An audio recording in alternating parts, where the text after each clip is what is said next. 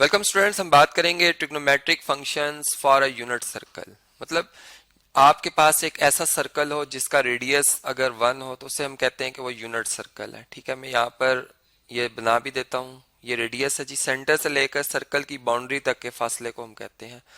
अब आप अगर देखें तो जो मेरे पास ये रेक्टेंगुलर कोऑर्डिनेट्स हैं ये भी मैंने ड्रॉ किए हुए हैं, और जहां पर ये दोनों एक्स एक्सिस और वाई एक्सिस मीट कर रहे हैं, ओरिजिन वो बेसिकली सेंटर है सर्कल का। दोनों को मैंने मतलब एक ही पॉइंट के ऊपर रखा है, सेंटर को भी और जो ओरिजिन है। ठीक है, तो सेंटर और ओरिजिन बन गया यहाँ पर।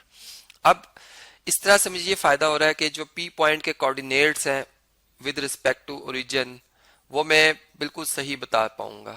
ठीक है, और हम सेंटर के हवाले से भी बात कर रहे होंगे सर्कल के, तो इससे हमारी हेल्प हो जाएगी। अब चले मैं आपको एक फंक्शन के हवाले से बात करता हूं कि ट्रिग्नोमेट्रिक फंक्शंस को हम सर्कुलर फंक्शंस भी कहते हैं। क्यों कहते हैं जी? देखें, एक अगर हम सिंपल फंक्शन को देखें तो उसका क्या काम है? वो एक सेट के एलिमेंट्स को मैप करता है दूसरे सेट के एलिमेंट पर। ठीक है, मतलब ए सेट के एलिमेंट्स जो हैं वो डोमेन के एलिमेंट्स हैं, जबकि बी सेट के जो एलिमेंट्स हैं वो रेंज के एलिमेंट हैं। अब डोमेन के एलिमेंट पहले मतलब जो है हम रखते हैं इनपुट के तौर पर, चूंकि एक प्रोसेस होना है। जैसे एक अगर मैं एक लीनियर मतलब मैं यूं कहूं कि जो हमारे पास फंक्शन है, ठीक है, जैसे एक्स प्लस वन, अभी एक प्रोसेस हो रहा है, इसमें एफ ऑफ एक्स एक्स इसमें हम पुट करते हैं कोई भी रियल नंबर, तो इसमें वाई मेरे पास जो जवाब आता है वो भी एक रियल नंबर आता है। तो पता ये चल रहा है कि एक्स जिस सेट से बिलोंग करेगा, यानी डोमेन का एक जो सेट बनेगा वो बेसिकली सबसेट है रियल नंबर्स का, और जो y है जो कि रेंज का एलिमेंट है वो भी एक सेट b को बिलोंग करेगा जो कि भी एक सेट है रियल नंबर का। इसी तरह जो हमारे पास सर्कुलर फंक्शन या ट्रिग्नोमेट्रिक फंक्शंस हैं, अब ये भी हमारे पास जो है इनकी भी डोमेन जो है वो सेट ऑफ रियल नंबर्स है। अब ये बात हम यहाँ पर जो है वो पढ़ने जाएंगे। मतलब देखें, हम बेसिकली लिखते हैं एंगल है थीटा, कोई भी एक फंक्शन में इधर लिख देता हूँ, जैसे साइन ट्रिग्नोमेट्रिक फंक्शन है। ठीक है, तो इसमें हम एंगल जो लिखेंगे वो रेडियंस में लिखेंगे, मतलब सर्कुलर मेजर्स में लिखेंगे। ठीक है, और इसका जो जवाब है साइन ऑफ थीटा की जो वैल्यू है वो भी रियल नंबर आएगी। वो एक अलग बात है कि वो एक इंटरवल के अंदर रहेगी, 1 से ज्यादा नहीं होती, मतलब 1 तक होती है मैक्सिमम, मिनिमम -1 तक होती है, उससे बड़ी होती है, उससे कम नहीं होती। ठीक है, लेकिन जो इसमें थीटा एंगल पुट करेंगे रेडियंस मेजर में, वो तमाम रियल नंबर्स पुट करेंगे। अब उस बात को समझाने के लिए हम यहाँ पर ये यूनिट सर्कल जो है वो ड्रॉ कर रहे हैं। तो देखें, इसमें मैं अब आपको यूं समझाता हूँ कि अगर हम एक ट्राइंगल बना लें, इस पी पॉइंट को मैंने सेलेक्ट किया, इसके इस पॉइंट के अगर कोऑर्डिनेट्स देखने हो मैंने, तो मैं कैसे देखूंगा? मैं इस पी पॉइंट से एक्स एक्सिस के ऊपर परपेंडिकुलर थ्रो करूंगा, तो ये जो पॉइंट आएगा मेरे पास एम, इस एम से लेकर पी तक का जो फासला है यह वाई, तो ये इस पॉइंट का वाई कोऑर्डिनेट हो जाएगा, और ओ से लेकर एम तक ये जो डिस्टेंस है ये एक्स होगा, तो ये इसका एक्स कोऑर्डिनेट आ जाएगा। तो ये मेरे पास एक्स और वाई कोऑर्डिनेट्स आ जाएंगे। ठीक है, जो कि हम यूं कहेंगे कि हमारे पास ना तो एक्स 0 के इक्वल है और ना ही वाई 0 के इक्वल है। क्यों नहीं है? क्योंकि इस टाइम, इस वक्त जो हम इसको देख रहे हैं, स्टडी कर रहे हैं, इसमें ये एक ट्राइंगल बना रहा है, ये ट्राइंगल की साइड्स है, ट्राइंगल की साइड्स नॉन जीरो होती हैं। ठीक है, अब ये बात जो है यहाँ से पता चल रही है। ठीक है जी, अब जाहिर बात है कि जब ये पी पॉइंट मूव करेगा ये इस पोजीशन पर आएगा, ठीक है, या इस पोजीशन पे आएगा या इस पोजीशन, तो इसका एक कोऑर्डिनेट ने कम होना और एक ने बढ़ना, ये हमें पता है, क्योंकि वाई एक्सिस के ऊपर जो एक्स कोऑर्डिनेट होते हैं पॉइंट्स के वो 0 होते हैं। इसी तरह एक्स नेगेटिव एक्स एक्सिस के ऊपर एक्स -1 होगा, वाई 0 होगा। इसी तरह यहाँ पे अगर आप आ जाएं तो एक्स 0 होगा, वाई -1, और यहाँ पर एक्स 1 और वाई 0। तो ये मैंने इसलिए लिखे ताकि आपको ये बात पता चल जाए कि इन लाइंस के ऊपर या जो क्वाड्रेंटल एंगल्स होते हैं, जैसे 0 degree, 180 degree, 90 degree, 270 degree, 360 degree, तो इनके ऊपर हमारे पास x की वैल्यू और y की वैल्यू मतलब वो चेंज होती हैं। कभी x 0 हो जाएगा, y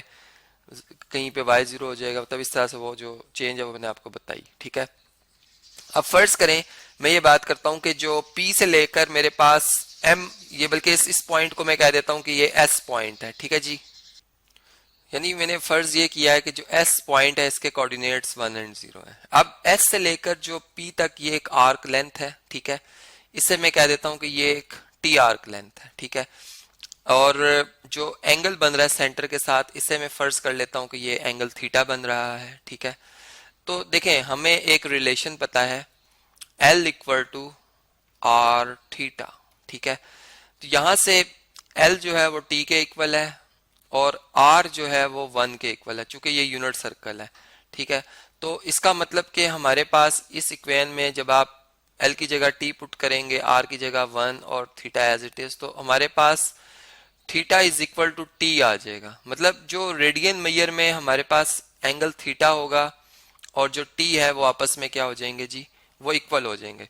जबकि अगर मैं आर की वैल्यू फाइंड करना चाह रहा हूँ, ठीक है, चूंकि मैंने यहाँ पे तो 1 लिख दी है, लेकिन अगर मैं देखूं तो ये एक पैथागोरस थ्योरम के हिसाब से ये हाइपरटेन्यूज साइड है, राइट एंगल ट्रायंगल है एक, और इसमें राइट एंगल के सामने ये साइड है। तो इसमें हम यूं कह सकते हैं कि आर स्क्वायर जो है वो ट्राइंगल की दो जो साइड्स हैं एक्स और वाई, इनके स्क्वायर के सम के बराबर है, यानी x square plus y square.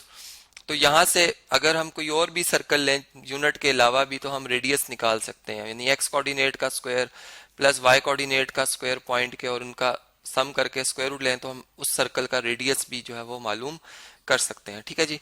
अब ये बात तो हमें यहाँ से जो है वो क्लियर हो रही है, सही। अब देखें, जो ट्रिग्नोमेट्रिक फंक्शंस हैं, जो कि उनके निमोनिक्स भी मैंने आपको कई दफा बताए हैं, अब मैं उन्हें यहाँ पर रिवाइज कर देता हूँ। ये याद रहे कि थीटा जो है वो टी के इक्वल है, ठीक है। ये चूंकि अभी यहाँ पे स्पेस कम होने की वजह से मैं बाकी जो मैंने लिखा है उसको मैं रेस कर रहा हूँ। अब देखें, हम ये लिख सकते हैं कि साइन ऑफ थीटा जो है इस वक्त वो किसके बराबर है, परपेंडिकुलर साइड जो कि एंगल के सामने होती है, ठीक है, इस एंगल के सामने, ओवर हाइपरटेन्यूज। तो हाइपरटेन्यूज 1 है तो ये y ओवर 1 y आ जाएगा। इसी तरह कोसाइन थीटा किसके इक्वल आ जाएगा, बेस ओवर हाइपरटेन्यूज, वो x के इक्वल आ जाएगा, ठीक है। टेंजेंट जो है, टेंजेंट जिसे हम TAN लिखते हैं शॉर्ट फॉर्म में, TANGENT, ये इसके कंप्लीट स्पेलिंग्स हैं, ठीक है जी। तो टेंजेंट थीटा जो है ये होता है परपेंडिकुलर ओवर बेस, यानी y ओवर x, ये हम लिख देंगे, ठीक है।